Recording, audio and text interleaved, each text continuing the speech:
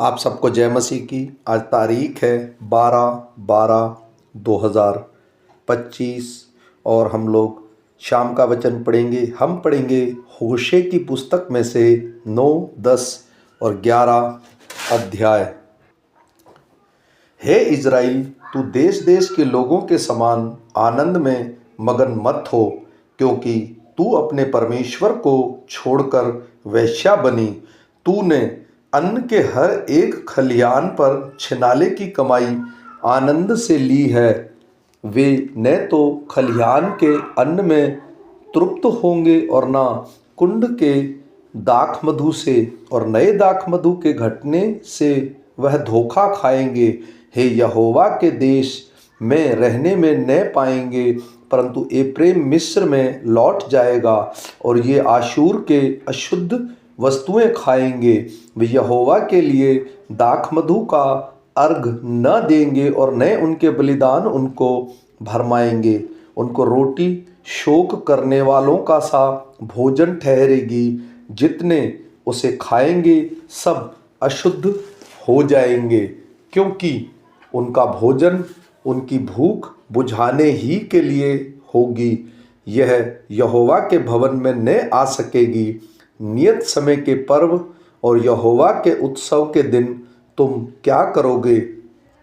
देखो, वे नष्ट होने के डर के मारे चले गए, परंतु वहाँ मर जाएंगे और मिस्री उनके शव इकट्ठा करेंगे और मोप के निवासी उनको मिट्टी देंगे।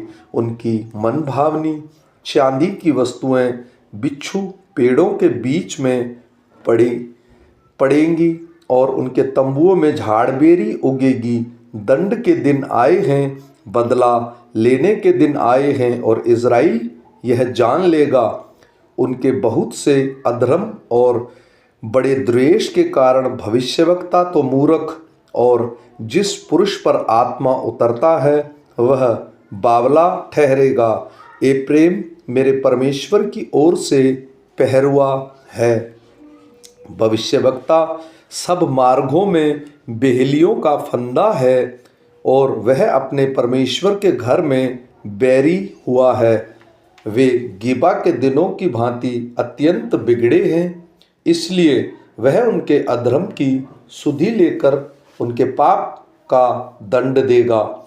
मैंने इज़राइल को ऐसा पाया जैसे कोई जंगल में दाख मधु पाए, और तुम्हारे पुरखाओं पर ऐसी दृष्टि की जैसे अंजीर के पहले फलों पर स्वादिष्ट की जाती है।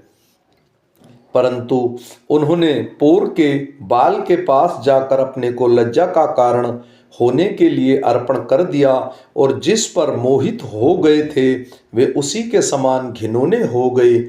एप्रेम का वैभव पक्षी के समान उड़ जाएगा, न तो किसी का जन्म होगा, ना किसी को गर्भ रहेगा, और ना कोई स्त्री गर्भवती होगी।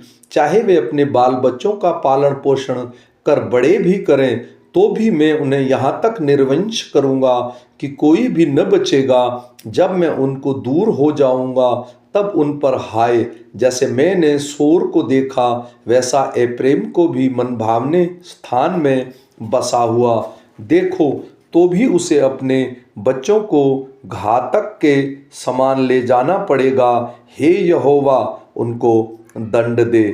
तू क्या देगा? यह कि उनकी स्त्रियों के गर्भ गिर जाएं और स्तन सूखे रहें। उनकी सारी बुराई गिलगाल में है, वहीं मैंने उन्हें घृणा की। उनके बुरे कामों के कारण मैं उनको अपने घर से निकाल दूंगा, उनसे फिर प्रीति ना रखूंगा, क्योंकि उनके सब हाकिम बलवा करने वाले हैं। एप्रेम मारा हुआ है, उनकी जड़ सूख गई, उनमें फल न लगेगा। चाहे उनकी स्त्रियां बच्चे भी जने, तो भी मैं उनको जन्मे हुए दुलारों को मार डालूंगा। मेरा परमेश्वर उनको निकम्मा ठहराएगा, क्योंकि उन्होंने उसकी नहीं सुनी। वे जाति जाति के बीच मारे मारे फिरेंगे। इज़राइल एक लहलाती हुई दाख लता सी है, जिससे बहुत से फल भी लगे, परंतु ज्यों ज्यों उसके फल बढ़े त्यों त्यों उससे अधिक वेदियां बनाई। जैसे जैसे उसकी भूमि सुधरी, वैसे ही वे सुंदर लाटें बनाते गए। उनका मन बटा हुआ है, अब वे दोषी ठहरेंगे। वह उनकी वेदियों को तोड़ डालेगा और उनकी लाठों को टुकड़े टुकड़े करेगा।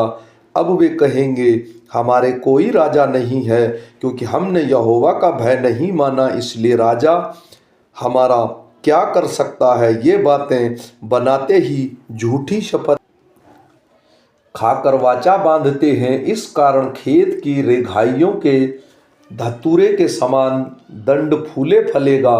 सामरिया के निवासी बेताबेन के बछड़े के लिए डरते रहेंगे और उनको लोग उनके लिए विलाप करेंगे, और उनके पुजारी जो उनके कारण मगन होते हैं उनको प्रताप के लिए इस कारण विलाप करेंगे, क्योंकि वह उनको उठा ले गए हैं। वह यारेब राजा की भेंट ठहराने के लिए आशूर देश में पहुंचाया जाएगा। एप्रेम लज्जित होगा और इज़राइल भी उतनी युक्ति से लजाएगा। सामरिया अपने राजा समेत जल के बुलबुले के समान मिट जाएगा। आवेन के ऊंचे स्थान जो इज़राइल का पाप है वे नष्ट होंगे। उनकी वेदियों पर झाड़बेरी पेड़ और ऊंट कटारे उगेंगे, और उस समय लोग पहाड़ों से कहने लगेंगे, हमको छिपा लो, और टीलों से कि हम पर गिर पड़ो। हे इज़राइल, तू गिबा के दिनों में पाप करता आया, वे उसी में बने रहे। क्या वे गिबा में कुटिल मनुष्यों के संग लड़ाई में न फंसे? जब मेरी इच्छा होगी तब मैं उन्हें ताड़ना दूंगा, और देश देश के लोग उनके विरुद्ध इकट्ठे हो जाएंगे, क्योंकि वे अपने दोनों अधर्मों में फंसे हुए हैं। एप्रेम सीखी हुई बछिया है जो अन्न दावने से प्रसन्न होती है, परंतु मैंने उसको सुंदर गर्दन पर चूहा रखा है। मैं एप्रेम पर सवार चढ़ाऊंगा, यहूदा हल और याकूब हैगा खींचेगा। अपने लिए धर्म का बीज बो, तब करुणा के अनुसार खेत काटने पाओगे। अपनी पड़ती भूमि को जोतो, देखो अभी यहोवा के पीछे हो लेने का समय है कि वह आए और तुम्हारे ऊपर उद्धार बरसाए। तुमने दुष्टता के लिए हल जोता और अन्याय का खेत काटा है, और तुमने धोखे का फल खाया है। यह इसलिए हुआ क्योंकि तुमने अपने कुव्यवहार पर और अपने बहुत से वीरों पर भरोसा रखा था। इस कारण तुम्हारे लोगों ने हुल्लड़ उठेगा और तुम्हारे सब गढ़ ऐसे नष्ट किए जाएंगे जैसे बेरतेबा नगर युद्ध के समय सलमान के द्वारा नष्ट किया गया। उस समय माताएं अपने बच्चों समेत पटक दी गई थी। तुम्हारी अत्यंत बुराई के कारण बेतेल से भी उस प्रकार का व्यवहार किया जाएगा। भोर होते ही इज़राइल का राजा पूरी रीति से मिट जाएगा। जब इज़राइल बालक था तब मैंने उससे प्रेम किया और अपने पुत्र को मिस्र से बुलाया, परंतु जितना वे उसको बुलाते थे उतना ही वे भागे जाते थे। वे बाल देवताओं के लिए बलिदान करते और खुदी हुई मूर्तों के लिए धूप जलाते गए। मैं ही एप्रेम को पांव पांव चलाता था और उसको गोद में लिए फिरता था, परंतु वे न जानते थे कि उनका चंगा करने वाला मैं हूँ, और उनको मनुष्य जानकर प्रेम की डोरी से खींचता था। और जैसे कोई बैल के गले में जोते खोलकर उसको सामने आहार रख दे, वैसे ही मैंने उनसे किया। वह मिस्र देश में लौटने न पाएगा, आशूर ही उसका राजा होगा, क्योंकि उसने मेरी ओर फिरने से इनकार कर दिया है। तलवार उसके नगरों में चलेगी और उसके बेड़ों में पूरा नष्ट करेगी, और उसकी युक्ति के कारण होगा। मेरी प्रजा मुझसे फिर जाने में लगी रहेगी। यद्यपि वे उसको परम प्रधान की ओर बुलाते हैं तो भी उनमें से कोई भी मेरी महिमा नहीं करता। हे एप्रेम, मैं तुझे कैसे छोड़ दूं? हे इज़राइल, मैं कैसे तुझे शत्रु के वश में कर दूं? मैं कैसे तुझे आदम के समान छोड़ दूं और सोब्यामीन के समान कर दूं? मेरा हृदय तो उलट पुलट हो गया, मेरा मन स्नेह के मारे पिघल गया है। मैं अपने क्रोध को भड़कने न दूंगा और न फिर एप्रेम का नाश करूंगा, क्योंकि मैं मनुष्य नहीं परमेश्वर हूँ। मैं तेरे बीच से रहने वाला पवित्र हूँ।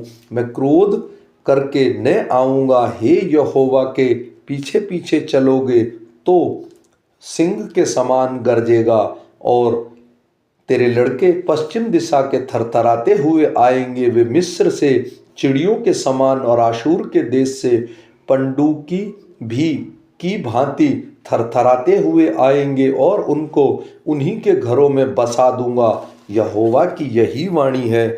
आमीन।